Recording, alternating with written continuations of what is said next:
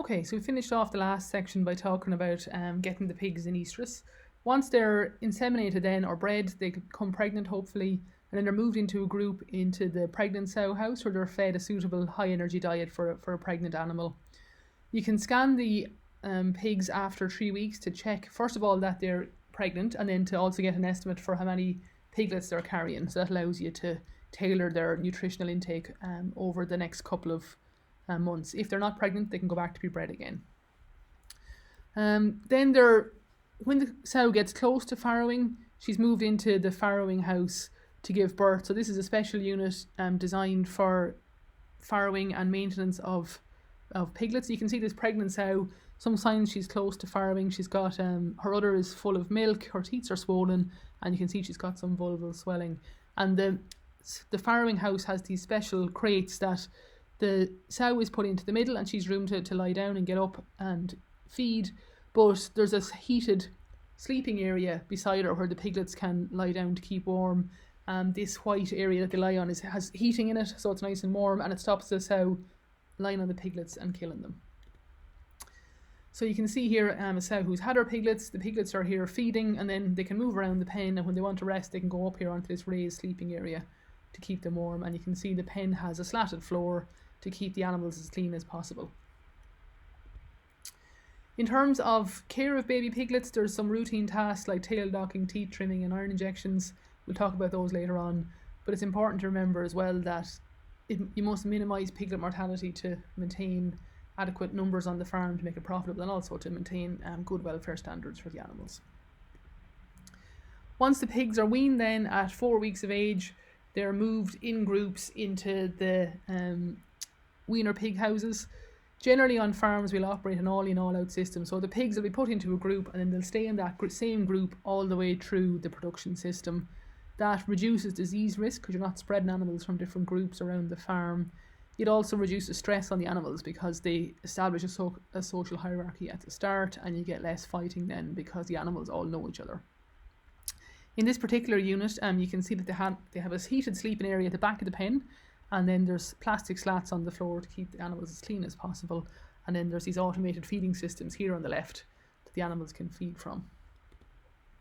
As they get bigger, they're moved then into larger pens. This particular unit has a raised sleeping area in the finishing pig area, so they can go up here via the ramp to rest, and then they can move around on the floor where the feeders are as well. With commercial farms, the housing on the farm is specially ventilated and heated to provide the optimal temperature and humidity conditions for pigs. They originally evolved in temperate jungles, so they don't cope well with bright sunlight and very hot or very cold weather. So keeping them in a thermoneutral environment reduces the amount of energy that they have to use to keep themselves warm or to cool themselves off, and it allows maximum growth and productivity. You also have large number of animals on a farm, so a lot of the systems are automated to allow workers to manage large groups of animals. So the feed and water delivery is all done via an automatic system. It's also really important to prevent disease getting onto a farm because there's so many animals on it that if a disease outbreak occurs, you'll affect large numbers of them, which is obviously very problematic. So we've mentioned before the all-in all-out systems are routine, and the units then are cleaned between groups of pigs. So as one pen is emptied, it's going to be thoroughly cleaned down before the next group of pigs are come into it. This is just an example again of another farm. You can see where the pigs are in a group here, and on the door it tells you when the pigs entered the shed, how many's in the group, and what weight they were on average when they were weighed in. They'll be weighed again when they're moved on to the next production stage. So it's a way to keep track of the farm's performance, and if there's a problem with the pigs, you pick it up earlier. These are finishing pigs then close to slaughter weight. You can see they're in bigger pens, and they're bigger animals now. They're getting close to the point where they're ready to go for slaughter.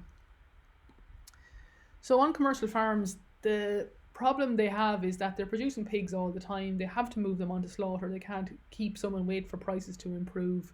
So whatever price they get for their pigs when they're ready to be sold, that's what they get.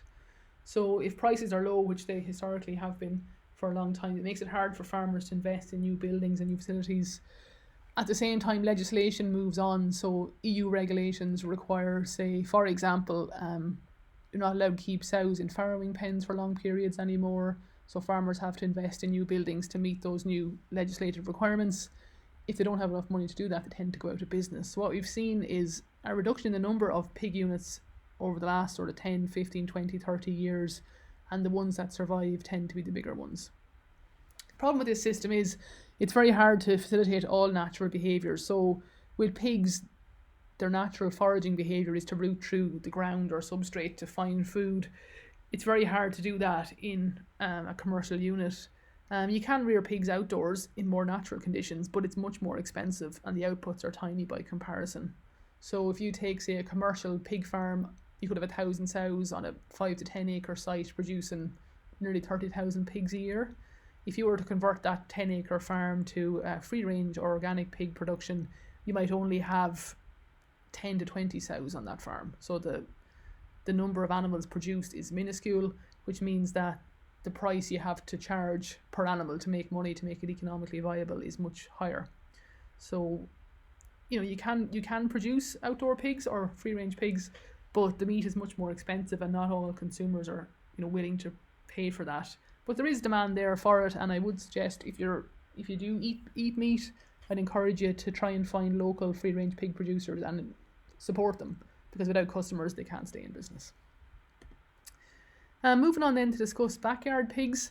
This is how pigs were kept until the 1960s, really. In the latter half of the 20th century, commercial farming took over and pigs became much less common on farms. But we have seen a bit of an increase in recent years where people are worried about the welfare and environmental concerns that very intensive farming produces, including pig production.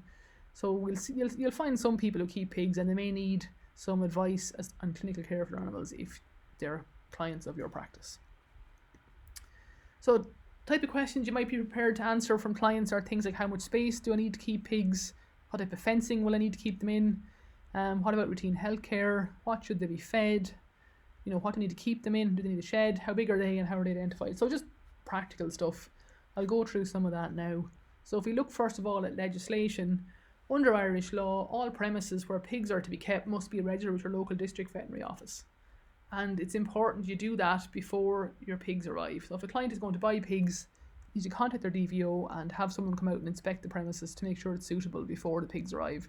It's not overly onerous that, but I just want to make sure that the pigs are going to be kept in suitable conditions and they're going to be safe and their welfare is going to be protected. The reason for that is that there are some conditions in pigs that are zoonotic to humans. Swine flu is one example. So there is a human health interest in terms of pig health. The two are linked. So it is important that all premises are inspected. If someone intends to rear pigs and sell the meat after they're slaughtered, then they must be slaughtered in a licensed meat factory. If you're going to keep the meat for yourself, you can slaughter them at home if you can get somebody with sufficient expertise to do it properly. But most small scale pig owners or farmers will use a local butcher or abattoir. And there's no requirement to tag individual pigs, unlike, say, cattle. They don't have you can put ear tags in their ears if you want, but there's no legal requirement to do so. They tend to be identified by batch numbers. Just an example here of a friend of mine keeps pigs on a little small holding that he has. So you can see he's a pen or a little field fenced off at the side of his house for the pigs. It's about 1/4 of an acre and he keeps 2 pigs on that. He buys 2 wean pigs every spring, keeps them over the summer and finishes them for slaughter in the autumn. So this picture was taken in the middle of the summer. The pigs are about half grown between what size they are when he gets them and when they go to slaughter. This year he had 2 saddlebacks. And you can see that they're kept in a little field here. It's securely fenced off. Pigs, they're not good at climbing over things, but they're very strong and they will try and push and root their way through fences. They can also dig.